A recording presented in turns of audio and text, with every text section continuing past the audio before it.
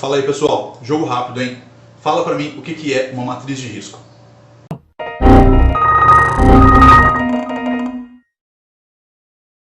Travou? Fique comigo e eu vou te explicar o que é uma matriz de risco e eu vou te dar um exemplo tradicional de matriz de risco para você poder se balizar e fazer as suas análises de risco, poder fazer, por exemplo, o que o PGR está pedindo para você fazer, ok?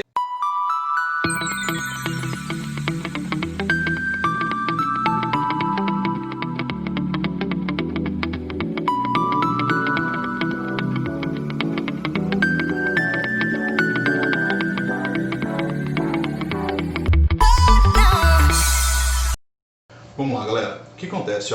Matriz de risco. Matriz de risco nada mais é do que uma técnica que você pode utilizar para poder fazer uma análise mais precisa da exposição do seu colaborador a um determinado agente nocivo, a algo que possa ser prejudicial a esse colaborador. Existem diversas técnicas que você pode utilizar. Essas técnicas vão fazer análises de formas diferentes, tá, das características que você tem na atividade, mas o que essa técnica precisa é te ajudar a expressar uma opinião. Tá? Já deve ter reparado, aí é recorrente que eu sempre falo nos vídeos, quando eu toco no assunto a avaliação, eu faço uma analogia, eu associo ele a expressar opinião, porque é isso que uma avaliação precisa fazer. E as matrizes de risco são muito recorrentes dentro das avaliações de risco, seja por meio, por exemplo, de uma análise preliminar de risco, seja por exemplo, dentro da construção de um programa de gerenciamento de riscos, por exemplo, mas é uma ferramenta muito útil. Por quê? Porque por meio dessa técnica você vai conseguir expressar uma opinião, e essa opinião é uma opinião concreta, uma opinião embasada. Tá?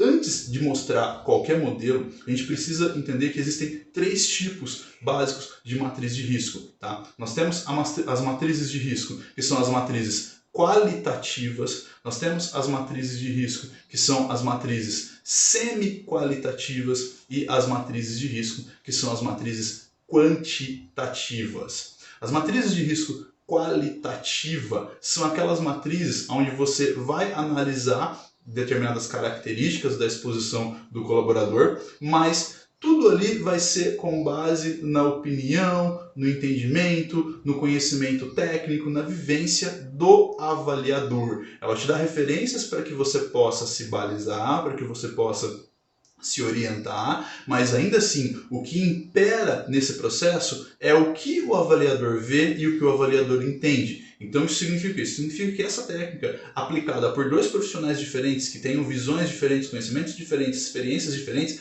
elas podem, em um mesmo cenário, acabar apresentando resultados diferentes. Por quê? Porque é a forma, é a visão, o entendimento que cada avaliador vai apresentar.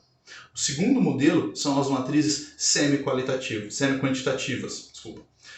Esses modelos de matrizes semi-quantitativas, tá? Elas são semi-quantitativas por quê? Porque elas começam em um processo qualitativo, ou seja, um processo que depende muito do avaliador, principalmente no que se refere à questão de identificação e alocar determinadas informações dentro da ferramenta, mas depois que isso é feito, o resultado final da ferramenta não depende mais do avaliador, tá? Normalmente ela vem ali por meio de uma conta, de algum tipo de fórmula que a ferramenta utiliza, aonde cada informação apresentada tem um determinado valor, e esses valores, quando apresentados, resultam em um valor final, em um resultado final, e aí esse resultado final já não depende mais da opinião do avaliador, isso já foge ao controle dele. Então ela é uma semi-quantitativa, por quê? Porque ela inicia de uma forma qualitativa na mão do avaliador, mas o seu final não depende mais do avaliador, só depende do avaliador a inserção, a identificação e inserção das informações dentro da técnica, dentro da ferramenta.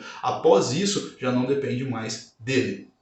E a última, que são as matrizes quantitativas, tá? Essas matrizes são muito boas, são matrizes muito eficientes para a parte de controles, conseguem apresentar de uma forma clara e muito específica a realidade do que realmente está acontecendo dentro da atividade, mas são matrizes que são mais difíceis, são técnicas mais difíceis de serem aplicadas. Por quê? Porque elas exigem uma base estatística, uma base de probabilidade dos eventos para que você consiga fazer a construção desse modelo de matriz. Então, por exemplo, você vai ter que dar dados estatísticos de quantas vezes aquele determinado evento ocorreu dentro da instalação, dentro da empresa, você vai ter que dar dados estatísticos de quantas pessoas, por exemplo, se envolveram com aquele evento, apresentaram algum tipo de dano decorrente daquela exposição, tá? E esses dados, né, isso é muito associado à construção, por exemplo, de uma pirâmide de desvios, que você precisa desses dados concretos, de dados numéricos para fazer uma pirâmide precisa, ela é muito parecida com isso, tá? Você vai precisar desses dados concretos, de dados numéricos mesmo, registros de eventos, para poder fazer a construção disso. Isso é muito difícil, tá? A maior parte das empresas não tem, por não terem uma gestão bem feita, ou às vezes por nem terem uma gestão, é muito difícil com que você tenha isso, mas empresas que têm padrões de certificação como o ISO, por exemplo, elas provavelmente vão ter esse controle, esse nível de controle, e vão poder construir uma matriz como essa. Tá? O exemplo que eu vou mostrar aqui para vocês é um exemplo de matriz semi-quantitativa, tá? Ou seja, ela começa qualitativo, dentro do que depende do avaliador para expressar e colocar as informações na matriz, e depois ali você tem uma relação numérica que apresenta esse resultado final. Tá?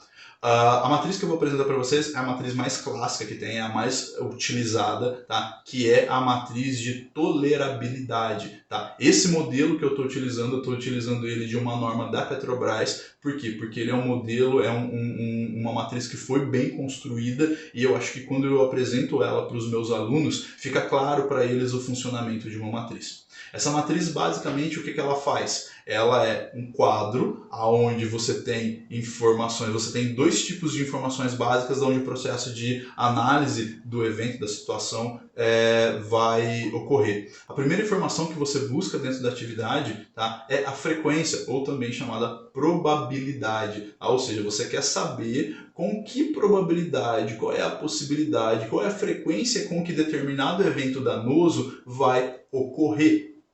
O segundo elemento que você vai analisar é a gravidade ou a severidade, ou seja, você quer saber aquele evento que é possível de ocorrer dentro de uma determinada frequência, em algum determinado momento, você quer saber quando ele ocorrer, o quanto ele é grave, qual é a capacidade destrutiva que esse evento possui. Tá? As matrizes normalmente elas fazem separações, elas pegam esses elementos e separam eles em graus. Então, por exemplo, nesse exemplo aqui que eu estou mostrando para vocês, você tem aqui na parte de cima as informações relacionadas à frequência ou à probabilidade, tá? E elas estão separadas em categorias dentro daquilo que, por exemplo, é o mais remoto possível e aquilo que tem uma frequência maior. E no caso da gravidade ou da severidade, você tem a separação também dentro de categorias, que normalmente vai daqueles eventos que têm danos que são desprezíveis, que são suportáveis, tá? Que são aceitáveis, até aqueles eventos que são eventos mais catastróficos, eventos que têm uma capacidade destrutiva muito grande. A gente pode, por exemplo, associar isso aos eventos com alto potencial de danos, por exemplo. Tá? E basicamente o que você vai fazer? Ela inicia qualitativa porque você identifica a frequência e você define a gravidade daquilo que você está observando. E aí você vai cruzar essas duas informações dentro da estrutura da ferramenta, igual está aparecendo aqui. Tá? Você cruza uma informação classificada em uma determinada categoria de gravidade, de severidade, com outra informação dentro da probabilidade, dentro da frequência. Ao você cruzar essas duas informações, elas caem ali no meio da matriz e vão te dar uma resposta. Nesse modelo de matriz que eu estou utilizando da Petrobras, você vai ter basicamente um resultado, tá, que vai te mostrar, ao analisar, ao cruzar essas duas informações, se a atividade é tolerável, esse espaço em verde que está acontecendo. Isso significa o quê? Isso significa que a forma como a atividade está se construindo, ela tem os seus riscos controlados, e aí você pode dar continuidade na atividade. Ela tem a parte moderada, que é essa parte em amarela, aonde você tem controle dos riscos, mas ainda existem ali riscos residuais que merecem algum tipo de atenção, mesmo que tenha uma frequência baixa ou uma gravidade baixa, mas merecem algum tipo de atenção. Tá? Normalmente, dentro dos procedimentos, a atividade, quando ela encontra riscos moderados acima disso, a atividade não é liberada, ela só é liberada quando os riscos se encaixam nesse verde aqui, que é o tolerável. Tá?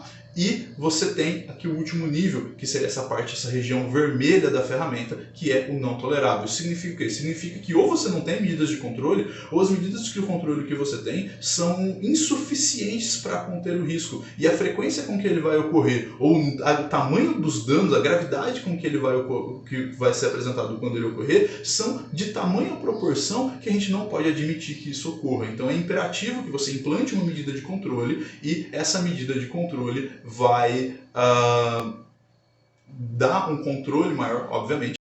Não me diga! Bom dia, Gago.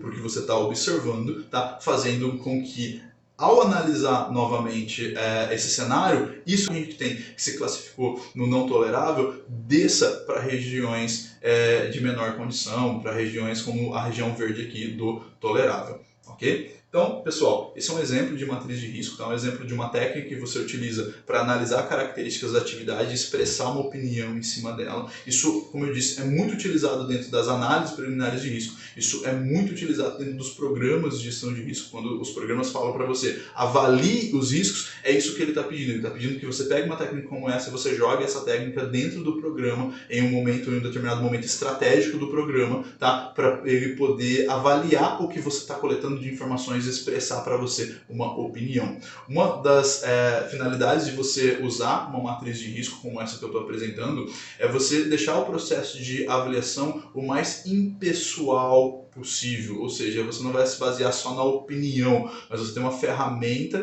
que tende a padronizar os resultados que você vai apresentar. Ok? Pessoal, se o conteúdo ajudou, então, vamos fazer esse algoritmo aqui funcionar, vamos fazer a ferramenta do YouTube funcionar. Comenta aqui embaixo o que você achou. Comenta aí se você tem alguma dúvida ainda com relação à matriz de risco, se tem algum tipo de modelo de técnica de matriz de risco específico que você quer ver aqui dentro do canal, tá? Comenta aqui embaixo. Curte o vídeo, por quê? Porque o algoritmo vai entender que esse conteúdo, que essa informação é boa, e ele vai continuar replicando essa informação para quem estiver buscando isso, ok? Bom, pessoal, um grande abraço e até mais!